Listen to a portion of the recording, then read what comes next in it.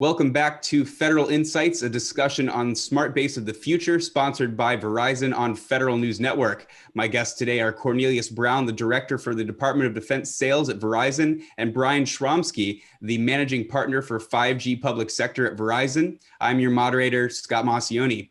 So, Brian, we left off talking about encryption, zero trust, cybersecurity, all those sorts of things. 5G, in some ways, is a double-edged sword. It leaves you open to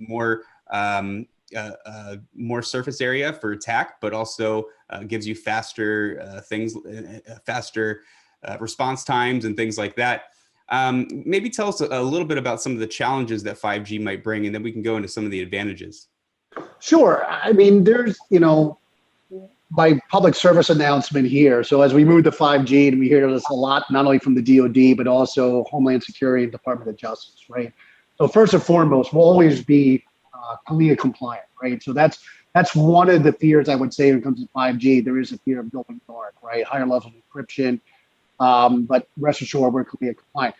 I think also we're starting to see around 5G and some of the security and threat factors out there is around supply chain, right? In that having a trusted supply chain to ensure that we have a secure network. And I applaud the DoD as well as the State Department, as well as other agencies that are really looking at that and doing that. Obviously at Verizon, what we do here is look at many different things, right? So we work with the 3GPP.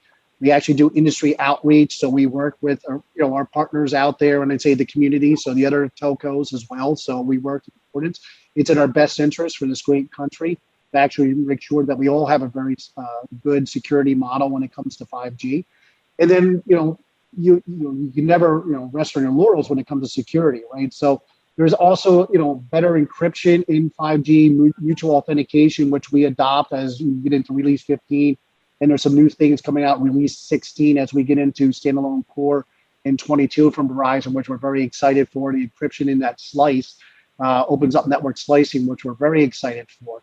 And then you take it one step further when you start looking at zero trust architecture. You look at software defined perimeter, where you have security platforms that are overlaying that RAN, radio access network security, and what the carrier is doing and putting on top of it. You have a more comprehensive model that it's very exciting for DoD, right? So they can look at very different, analyst reports, right? It opens up, I would say, I would say a threat vector, but I think one of the things that we're seeing from the pandemic, which I think is really push, I would say, telework and mobility, is I have to conduct my job not inside of four walls, right? There were some policies, there wasn't consistency across, and I think we see this in DoD that saying, hey, for COOP, God forbid, a next pandemic, a cyber attack, or a power outage that I can't get in this particular facility, how do I conduct my business, right? How do I conduct military business? And I think where you see on 5G, now that I have the ability to do more things and more operational networks, right, outside a IT worker, office worker, say in the Pentagon, that more operation along the flight line or in the warehouse or in a test bed or in a theater of war, I think you're now seeing with 5G, I have a network that can do what traditional wireline used to do, and what traditional wireless, 5G is really in the middle of those two. At the same time, the threat factors on both sides of that aisle come into play, but having a coordinated security policy is the right approach. But rest assured, the challenge that we want to make sure is we have a valid, secure supply chain, and also working with industry standards.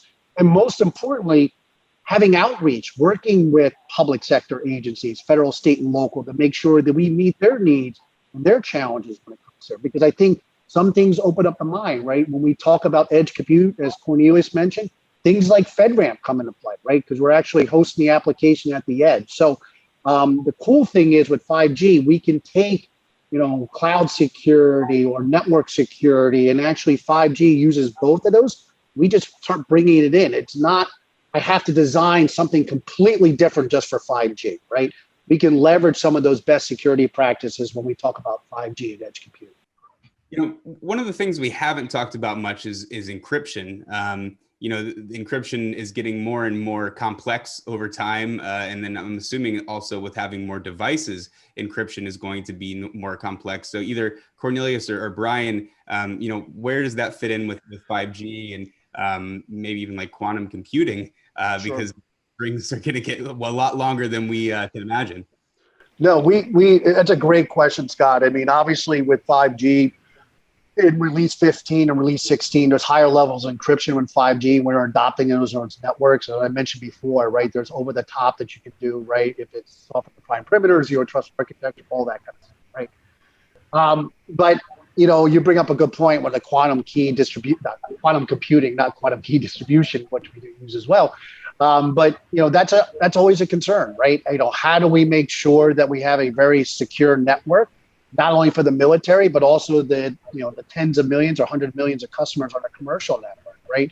Not only are we doing work for the DoD, but we have a lot of financial transactions happening on our network, right? So, it's always a concern. It will never go away.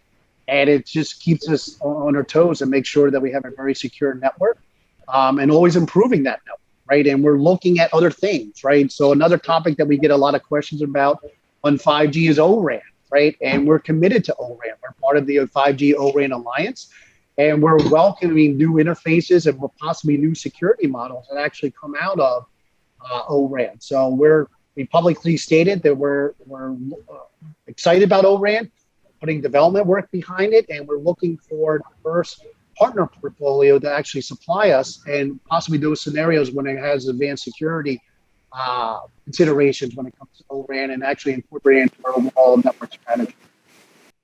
And Cornelius, let's move to the actual future warfighter. 5G has the possibility to make warfighters more lethal, to save lives, to help them stay more connected. Where did these possibilities go? And can you talk maybe a little bit more granularly about how it might help an individual warfighter even?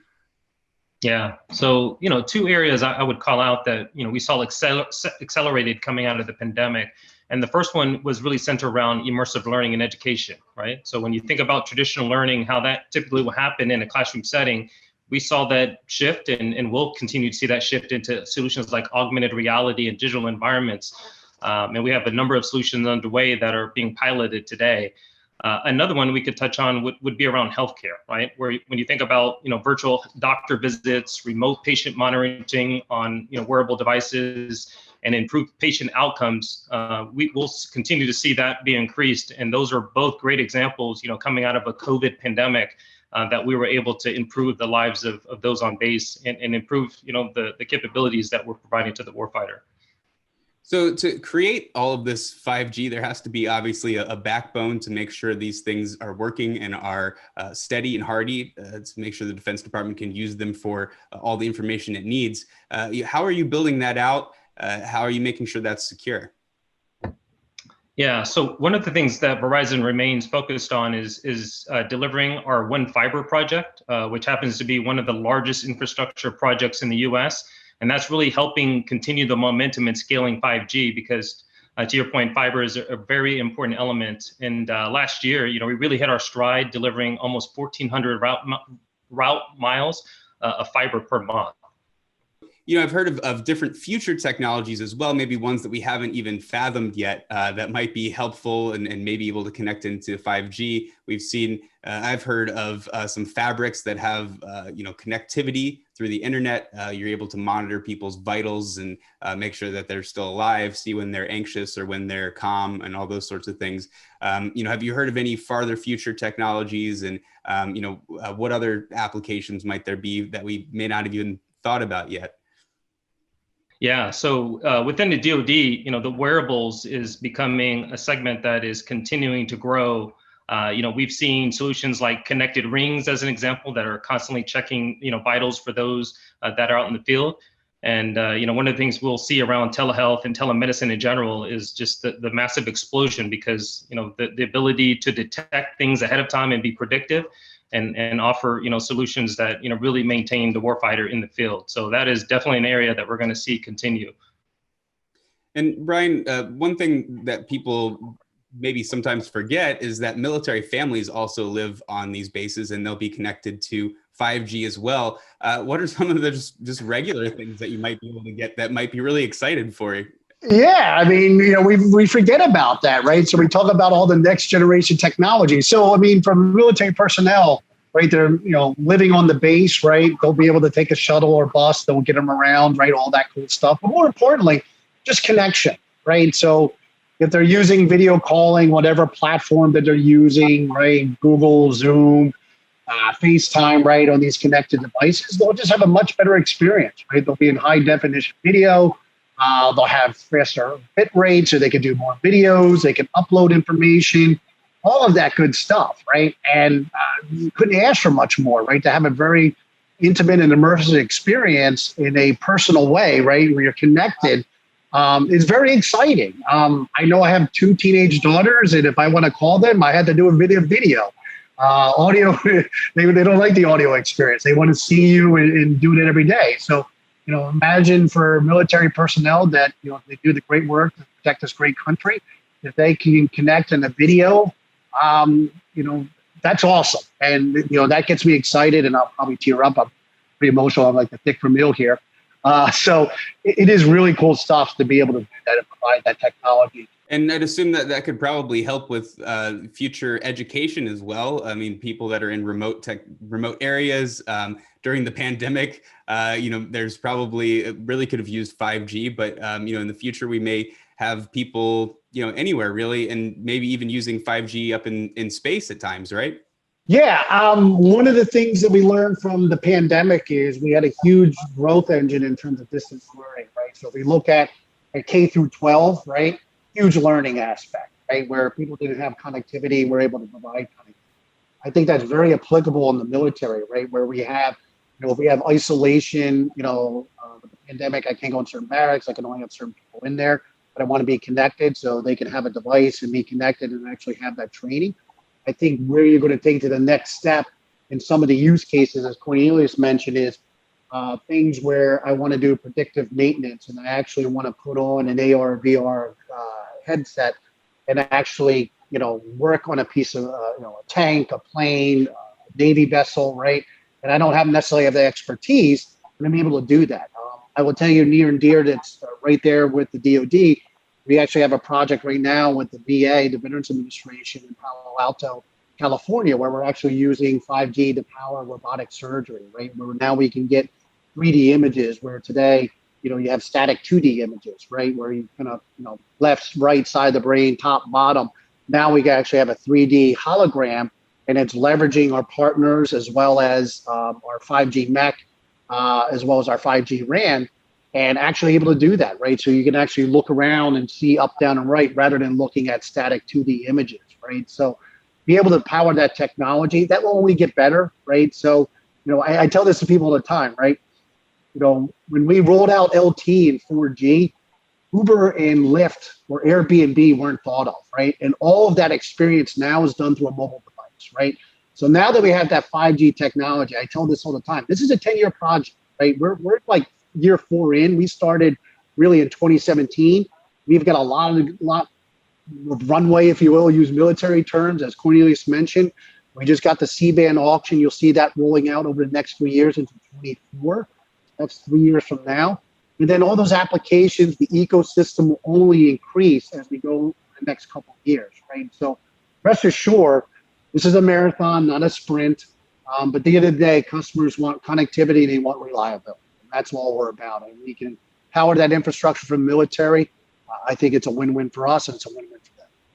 I'd like to thank my guest today, Cornelius Brown, the Director for the Department of Defense Sales at Verizon, and Brian Schwamsky, the Managing Partner for 5G Public Sector at Verizon. I'm your moderator, Scott Maucione, and you're listening to Federal News Network. For more on this discussion, visit federalnewsnetwork.com and search Verizon.